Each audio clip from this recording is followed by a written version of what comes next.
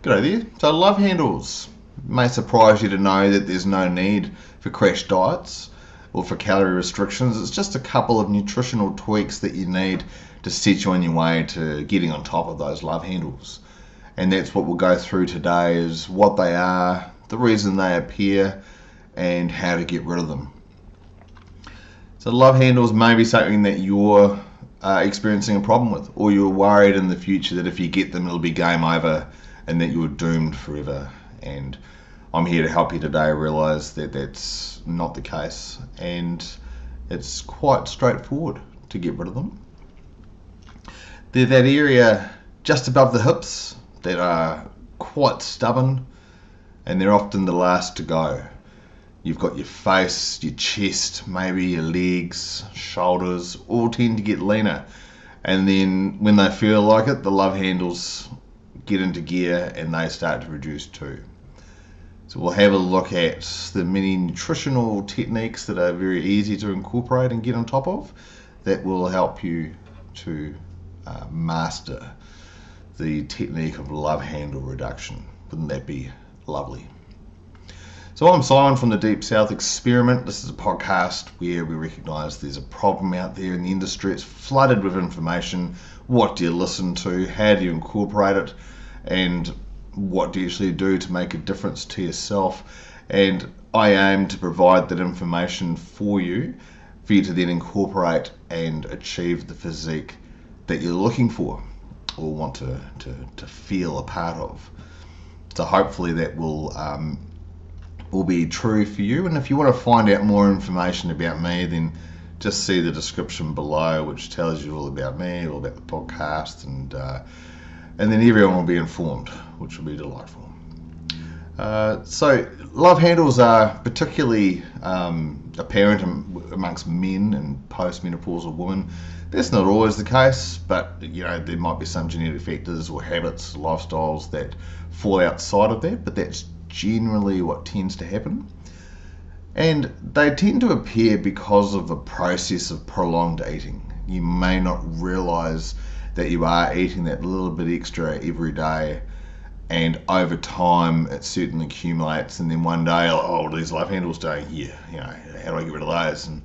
And that's often the reason why, and or because as you get older, your body becomes a little bit less efficient at burning body fat, and therefore it tends to catch up with you. So nutritional habits and time tends to be what creates those love handles. And the process of eliminating them is fairly straightforward. It just needs to be understood and then applied and constantly reviewed ongoing for it to become a success. So there's no need for crash diets. There's no need to live on vegetables or salad for the rest of your life. But what we do need to do is employ about a 200 to 500 calorie deficit. That's per week. So, that's per day, and that accumulates over the course of time.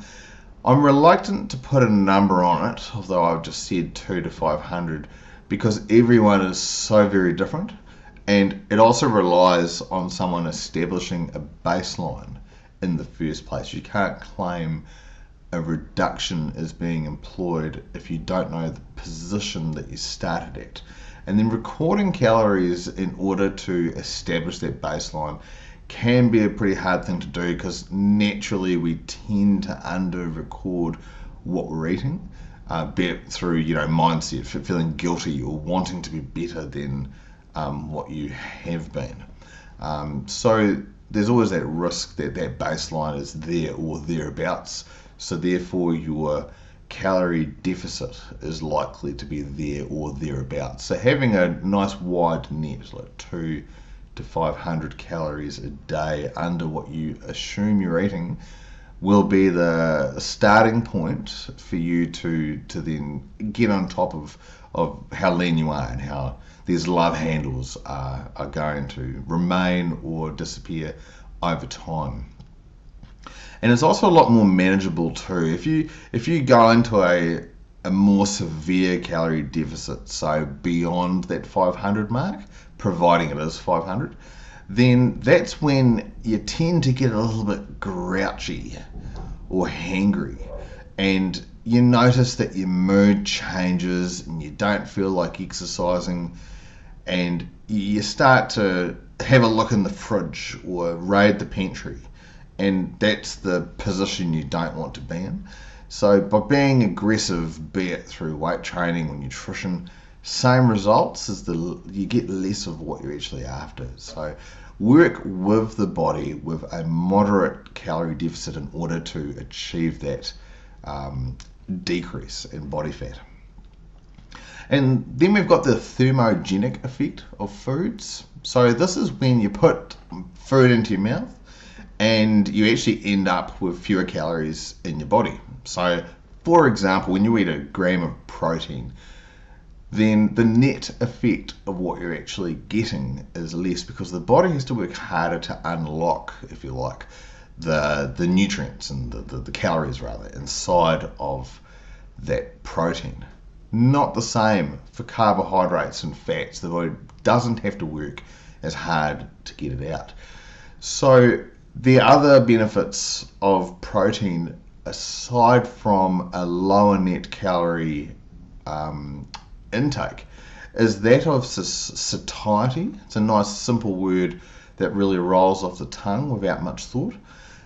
Satiety is when you might feel satisfied, but you also feel less hunger after a meal. So if you ate a plate of French fries, which is fats and carbohydrates, of course, compared to a plate of, say, chicken breast or fish, then you're going to feel a lot fuller after the poultry compared to after the French fries.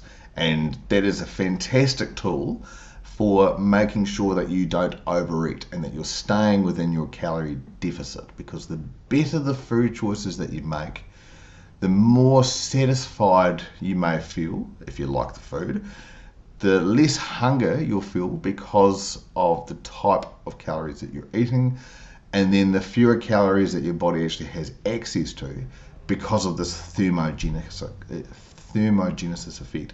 It's another word that just rolls off the tongue. You should practice it, it's a lot of fun. And then vegetables too. Vegetables are awesome because they contain a lot of fibre, and similar to protein, fibre slows down the rate of digestion, which is very handy as well, but it also gives you that feeling of fullness. If you ate a whole plate of carrots, do you think you'd get through them compared to a plate of French fries? I could demolish the fries. I'd struggle with the carrots because it leaves you feeling fuller. And again, that's why it's a fantastic tool to eat these foods in order to have the lower calorie effect and to feel fuller for longer. It's like a double whammy of brilliance that I'd recommend you do. And then there's the sugar. Reducing the sugar, it's pretty addictive in the sense that once you have a biscuit, you want another biscuit and another, and then the whole packet's gone. You think, what have I just done that for? But you probably won't do that with a plate of carrots, another carrot, and then all of a sudden a whole bag of carrots have gone. I don't think I've ever had that problem or know anyone that has. So reducing sugar intake means that you have less of an insulin spike.